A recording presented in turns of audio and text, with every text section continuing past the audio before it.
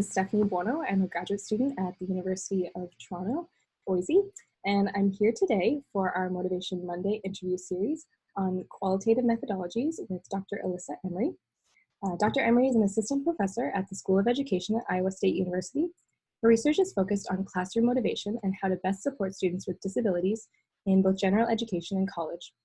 Her approach to addressing these research questions involves using mixed and multiple methodologies. Thank you very much, Dr. Emery, for being here with us today. Oh, thank you for having me. We'll get started with our first question.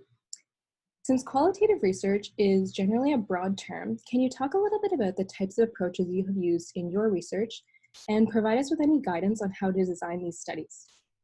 Sure. First, I think it's correct to say that qualitative inquiry is a broad term. Each particular methodology, including quantitative methodologies, is situated within what Jessica de Quercamby and Paul Schutz and others call an inquiry worldview. I tend to call this a philosophical stance. So when you use any methodology, you're making epistemological, ontological, and axiological claims about your research question. And many quantitative approaches tend to share philosophical stances, so it's sort of the water that we're swimming in, but they vary much more widely across qualitative approaches to inquiry. So for example, as you mentioned, I study the motivational experiences of underrepresented students, and in particular students with disabilities. And I want to know whether and to what extent our seminal theories of classroom motivation adequately describe their experiences. So in some of my research to date, I make the assumption that the experiences of these students do vary considerably from their typically developing peers. I don't think that there's a universal experience of perceived competence, for example. So using surveys that sort of aim to distill certain experiences down to a universal essence wouldn't be appropriate for that kind of research, but phenomenological approaches would be more appropriate. So the first step, and the one that I think it's easy to forget, is to locate the philosophical stance that's embedded in your research question, and then select an appropriate methodological approach. Great, thank you for that very thoughtful answer. Next, we'll move on to our next question. What qualitative methods do you see as being particularly well suited for motivation research? And what are some understudied areas of research that could benefit from the use of qualitative designs? I think there's room for many approaches to qualitative inquiry because the research question drives what method that we should use. And what I would suggest that researchers keep in mind is that old adage, if your only tool is a hammer, everything begins to look like a nail. When we get really comfortable with a single research methodology, we limit our ability to explore and to analyze our research questions, and we actually limit our interpretation of results too. So in terms of understudied areas of research, right now, I think we're in a really exciting time to revisit some of our major theories because classrooms are so different than they were when many of these theories were initially developed. We've got technology integrated in the classroom. We've got a host of standardized tests that students experience now. We have some really important conversations happening about content and curriculum. So I think it's a great time to harness the power of many different kinds of qualitative inquiry to look at ideas that we haven't really questioned in a long time. But I guess regardless of the methodology chosen, I think one way that we can do that is bringing to the center the experiences of people who haven't been well represented in our research to date. Great, thank you. And how do you think we can communicate the potential advancements to the field that would be generated by qualitative inquiry in a field that generally tends to prioritize quantitative research? Well, I think one thing for qualitative researchers to know is that we have many friends. So many of our field senior leaders are excited about the potential of qualitative inquiry. Personally, I think we have some work to do as a field to stop positioning qualitative work solely in relation to quantitative. And those are big conversations that will probably be ongoing for years. But my advice to researchers who are interested in participating in this conversation is to be really thoughtful about how you present your qualitative work. So when I'm reviewing, I appreciate researchers who provide a clear audit trail of their decision making related to coding and interpretation. I like to see evidence that research teams looked for counter examples in their data and are really clear, like really outline exactly what they are bringing to the data that a different research team might not. And to that end, I think to the extent possible, I'd advise folks to seek out and cultivate research teams that have a wide variety of methodological expertise, but also personal experiences and backgrounds. I think the more diverse our research teams, the better our inquiry overall. Wonderful. Yeah, I can definitely see the benefit in applying many of those methods. Is there anything else that, now that we've gone over the questions, that you'd like to kind of revisit or expand on? Are we still recording? We are. We can cut any part out of it. Okay, let's see. What do you think, so I'm going to ask a question back to you, if that's all right. What have, in the feedback related to this particular series, have you heard anything that's been particularly helpful from some of the folk who have participated? Like some of your viewers have said, oh, it was really cool when somebody said such and such or addressed such, XYZ. I haven't heard any feedback specifically. I think a lot of the general conversation around qualitative research is like it has like a blind leading the blind type feel. Like, where do we start? That's often the like, how do you dive in?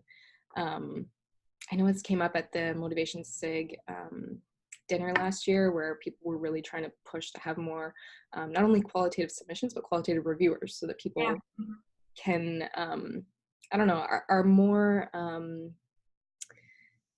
fluent in understanding the value add of qualitative research, or not even the value add, just the value in itself of qualitative research to stand on its own. So yeah, I really like the piece about collaborating and forming these diverse research teams, because I think that's a good thing that we don't often think of. It often seems and is very natural to like form teams of like-minded people who have similar approaches. So yeah. Yeah, well, I think in terms of reviewing qualitative work, Audrey Traynor edited a book called Reviewing Qualitative Research in Social Science, and that I find is a great sort of desk resource. In terms of conducting qualitative research, I think it's a mistake to think about it as a how-to, right? This is not a set of steps that you go through. It truly begins with a philosophical position. And so being very comfortable with sort of being philosophically fluid is important. Not thinking, like when we conduct something like HLM, or when we are doing like a latent profile analysis, there's truly a set of steps that we kind of go through, and then at the end we've done the method. But qualitative inquiry isn't a set of steps. It in fact is a claim that you're making about whatever it is that you are researching. And so I think one of the things, whenever as a reviewer I'm reading something that may be less successful, it's usually because they've got a different philosophy than the method that they are actually employing really supports.